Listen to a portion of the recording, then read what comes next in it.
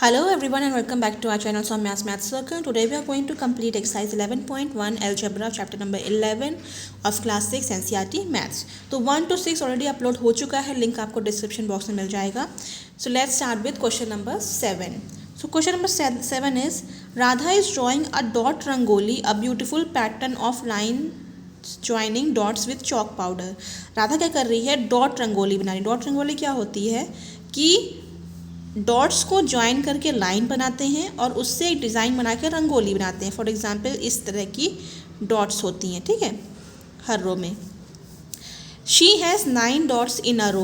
एक रो में उसके पास 9 डॉट्स हैं, मतलब 3 4 5 6 7 8 9 9 डॉट्स, ठीक है. How many dots will her rangoli have for R rows. R mention है, सॉरी मैं लिखना भूल गई थी. अगर ये तो पहली रो है ना, ये 1 रो है, ऐसी आर रो होंगी, मतलब कई सारी 1 2 3 4 कितनी भी हो सकती है, आर हो सकती है, जितनी भी हो सकती है, ठीक है. तो how many dots are there if there are 8 rows. अगर ऐसी 8 रोज हैं, मतलब 1 तो बनी है, 2 3 4 5 6 7 8. ये मैंने लाइंस बना दी हैं, पर ये है 9 डॉट्स. तो आप क्या करोगे, आप या तो एक तरीका है कि आप 9 यहाँ बनाए, 9 डॉट्स यहाँ बनाओ, 9 यहाँ बनाओ, 9 यहाँ 9 यहाँ 9 यहाँ, फिर सारी डॉट्स को गिनते फिरो.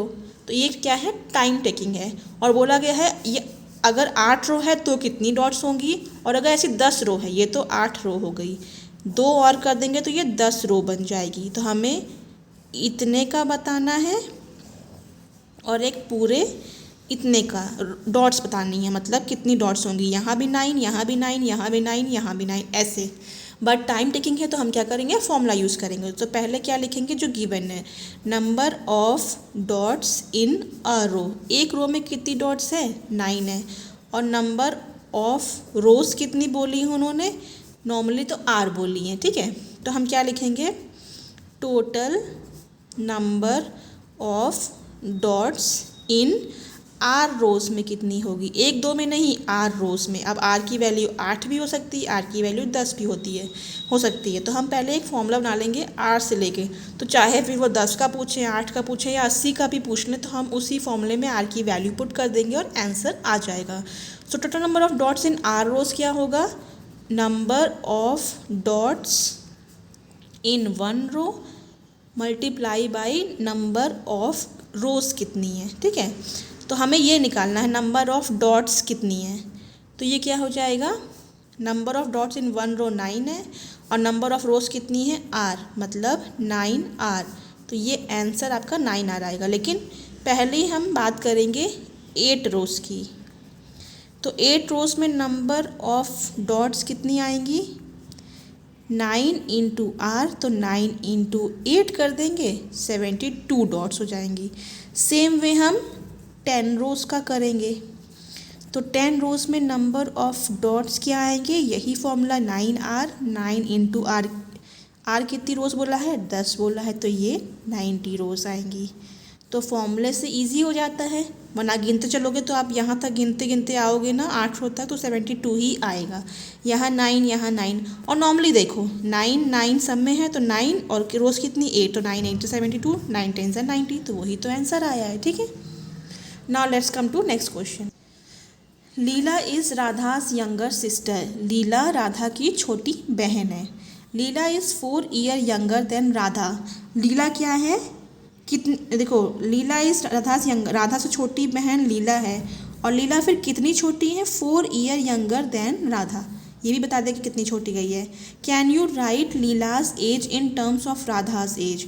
क्या आप लीला की एज राधा की एज के टर्म में लिख सकते हैं. Take Radha age to be X year. आपको बोलना है कि राधा की एज एक्स है, मतलब मानना है. तो एक बार फिर पढ़ लेते हैं. Leela is Radha's younger sister. Leela छोटी बहन है, राधा बड़ी बहन है. And Leela is 4 year younger than Radha. Leela 4 साल छोटी है, माइनस मतलब छोटी है, ठीक है. इनके बीच से गैप क्या है, 4 years. ये राधा 4 साल बड़ी है, लीला 4 साल छोटी है. चलो अब आंसर पे आते हैं.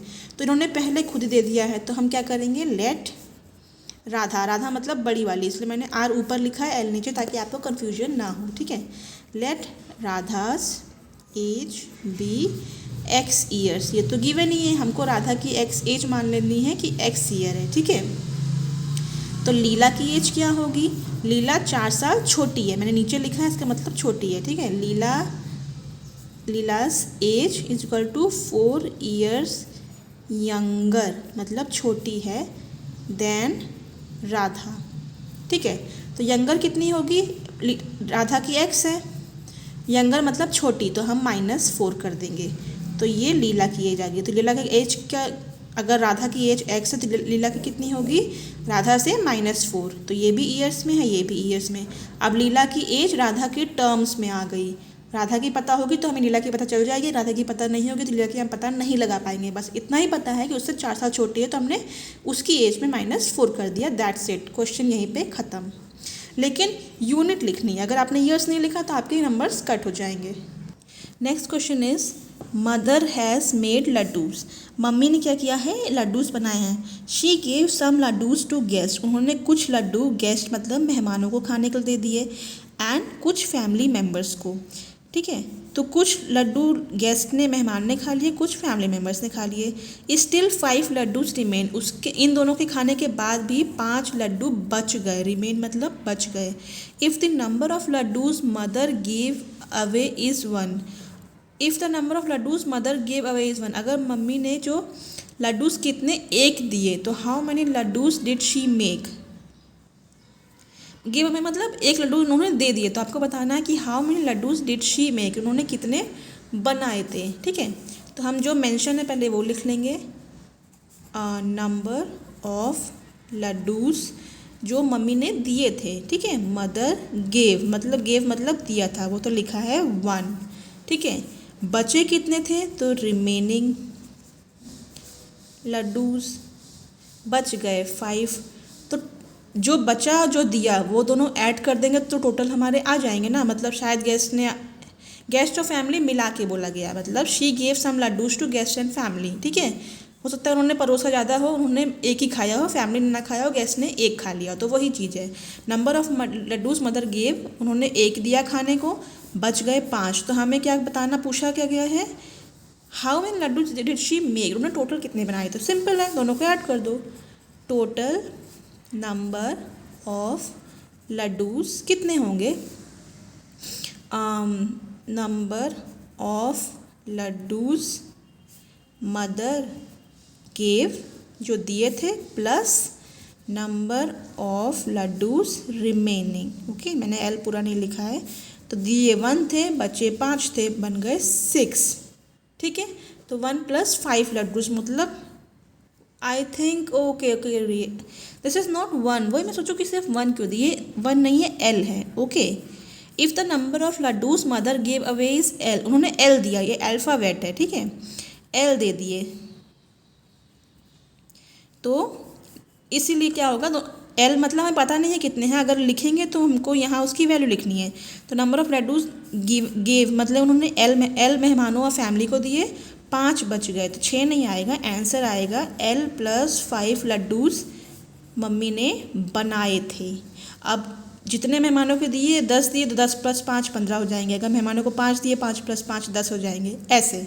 बट हमें यही मिला कि L की कोई वैल्यू है ही नहीं, तो हमें L + 5 के टर्म में ही लिखना पड़ेगा। आई एम रियली सॉरी, ये L था, मुझे समझ में नहीं आया, मैंने बुक्स में ये मुझे 1 लग रहा था। Now coming to next question, okay. Oranges are to be transferred from larger box into smaller box, संतरे हैं जो हमें बड़े बॉक्स में से लेकर छोटे छोटे बॉक्स में ट्रांसफ़र करने हैं।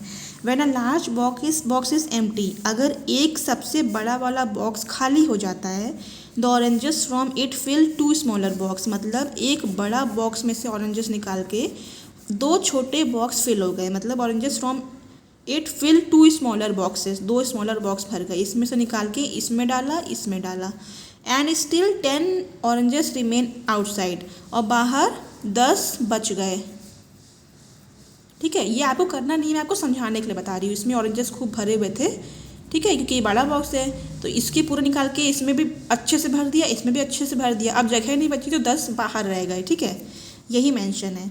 If the number of oranges in a small box are taken to be X, अगर बताया जाए कि छोटे बॉक्स में ऑरेंज एक एक्स है, एक्स का कोई नंबर नहीं है, वेरिएबल है, what is the number of oranges in the large box, तो आपको बताना होगा कि बड़े बॉक्स में कितने थे।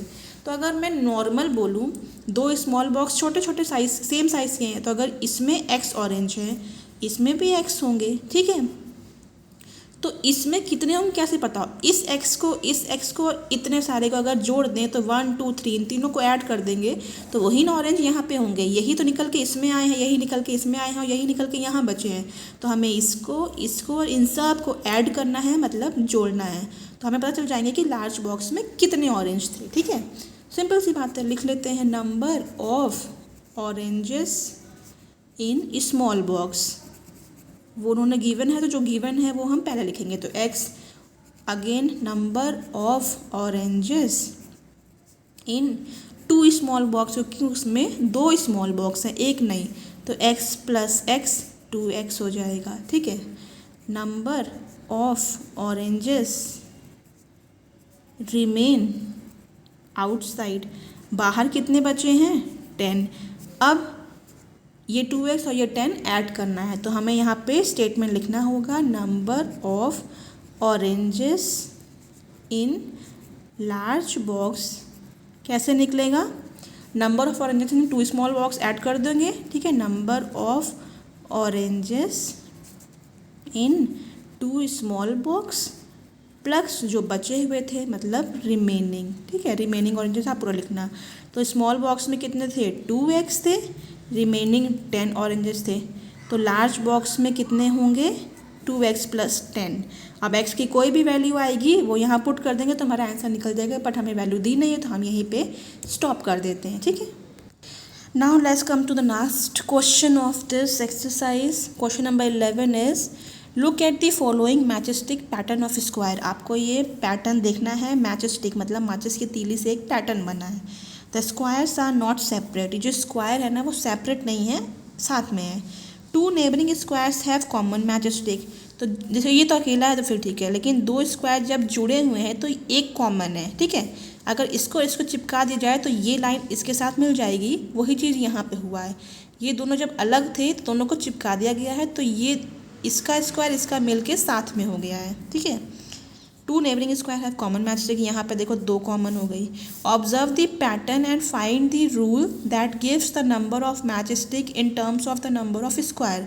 आपको पैटर्न देखना है, रूल बनाना है, ऐसा रूल जो बताए कि number of stick in terms of the number of square, कि नंबर ऑफ स्क्वायर के टर्म में कितनी नंबर ऑफ मैचस्टिक यूज़ हुई है। हिंट दिया गया है, if you remove vertical side eight the and, अगर आपने वर्टिकल साइड एंड से हटा दिया, मतलब किनारे से वर्टिकल, मतलब this is vertical this is horizontal, तो हमें लंबे वाले देखने हैं। जैसे यहाँ से ये हटा दें, ये वाला हटा दें, if you remove vertical sides at the end, और यहाँ से ये हटा दें, you will get a pattern of C. मतलब ये कहना क्या चाह रहे हैं, 2 स्क्वायर है, ठीक है। अभी तो इन्होंने ये ओवरलैप है, समझो यहाँ 2 थे मिलके 1 हो गए, ये हटा दो और ये हटा दो, तो क्या बनेगा, ये और ये बन जाएगा ऐसे, ठीक है, सी बन जाएगा। उन्होंने वही बोला है। तो यहाँ पे हमें पहले क्या देखना है कि we have to observe the number of matchstick. तो इसमें देखो 4 यूज़ हुई हैं, इसमें देखो 1 2 3 4 5 6 7 यूज़ हुई हैं, इसमें 1 2 3 4 5 6 7 8 9 10 मैचस्टिक यूज़ हुई हैं, इसमें 1 2 3 4 5 6 7 8 9 10 11 12 13 मैचस्टिक यूज़ हुई हैं, ठीक है। तो अगर आप ये भी देख सकते हो, एक और तरीका मैं बता रही हूँ, ठीक है। इसमें आप पैटर्न एक क्या देख रहे हो कि ये सी वाला पैटर्न अभी आप भूल जाओ, थोड़ा कॉम्प्लिकेटेड है, तो इसलिए मैं आपको दूसरे तरीके से बता रही हूँ। तो यहाँ पे आप देख रहे हो ये पैटर्न, अगर देखो 5 7 10 13, अगर आप फोकस करो तो 4 को आप क्या लिख सकते हो 3 + 1, ओके। 7 को 6 + 1, 9 + 1, 12 + 1 लिख सकते हैं। ये मैंने सिर्फ एज्यूम किया है अभी, ठीक है, देख के मुझे जो सही लग रहा है। तो यहाँ पे आप देख रहे हो it is 1 more than the thrice of the number of squares, मतलब एक ज़्यादा, ये कॉमन आया, ये कॉमन आया, ये कॉमन आया, ये कॉमन आया।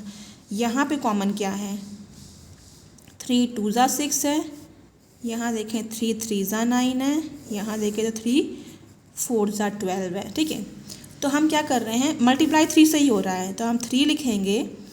पैटर्न हम यहाँ पैटर्न बना रहे हैं। ठीक है, पैटर्न ऐसे ही बनते हैं। और 2 3 4 लाइन से चल रहा है, पहले कभी 1 रहा होगा, 2 से पहले 1 फिर 2 फिर 3 4 ये लाइन से चल रहा है। तो हम यहाँ करेंगे x प्लस 1। ठीक है, और इस x की वैल्यू क्या होगी, हमारा पैटर्न हमें मिल गया। पैटर्न क्या है, 3x प्लस 1। ठीक है, और यहाँ x क्या है, x is number of squares. अगर आप ध्यान से देखो यहाँ पे देखो, अगर हम इसमें पैटर्न जोड़ते हैं इस स्क्वायर में 3x प्लस 1, स्क्वायर 1 है तो 3 इंटू 1 प्लस 1, 3 1 ज़ा 3 प्लस 1 आ गया 4, बना यही 4। ठीक है, इसमें देखते हैं 3x प्लस 1 कैसे होगा। यहाँ 2 स्क्वायर हैं, 3x यहाँ 2 आएगा प्लस 1, 3 2 ज़ा 6 प्लस 1 बन गया 7। अगर यहाँ 3x प्लस 1 पैटर्न करेंगे तो 3 इंटू 1 2 3 स्क्वायर है, 3 प्लस 1 3 3 ज़ा 9 प्लस 1 बन गया 10। यहाँ पे 3x प्लस 1 करेंगे क्या होगा, 3 इंटू 1 2 3 4 स्क्वायर है प्लस 1, 3 4 ज़ा 12 प्लस 1 बन गया 13। ठीक है, इसका मतलब ये पैटर्न मेरा सही है। तो ऐसे ही आपको थोड़ा अपना माइंड ब्रॉड करना होगा तो पैटर्न आपको दिख जाएंगे। तो इसके लिए आपको जो भी समझ में आप उसको लिखना शुरू करें। जैसे मैंने यहाँ पे लिख लिया कि 4 मैचस्टिक है, 7 है, 10 है। ऐसे आते हैं नेक्स्ट बी पे, देखते हैं उसमें क्या नया है। यहाँ पे है figure here gives a matching pattern of triangle. यहाँ पे माचिस की तीली का यूज़ किया गया है और ट्राइंगल बनाया गया है जैसे कि 1 में था। एज एन एक्सरसाइज 11A ऊपर अब इसमें find the general rule that give the number of matching in terms of number of triangle. यहाँ फिर से हमको जनरल रूल या पैटर्न दिखाना है, एक कॉमन, जिससे इन सब के आंसर आ सके। फिर चलो एक नई चीज़ करते, नई क्या वही चीज़ करते हैं। ट्राइंगल, इस ट्राइंगल में कितने मैचस्टिक है, 3, इसमें 3 4 5 5 हैं, इसमें 3 4 5 6 7 7 है, इसमें 3 4 5 6 7 8 9 9 है। अब यहाँ पे क्या करना है, चलो एक चीज़ फिर से वही कर लेते हैं। 3 को हम 2 + 1 एज्यूम करते हैं। ठीक है, प्लस 1 ही करना है, 4 + 1 7 6 + 1, क्योंकि ये हमें कॉमन लेना है, क्योंकि हमारे टर्म्स में +1 आना ही है या +2 भी आ सकता है। अगर आपका यहाँ पे 2 से 4 4 से 6 नहीं बन रहा है तो आप +2 करके देखना। ठीक है, 9 है, 8 + 1 ये कॉमन हो गया।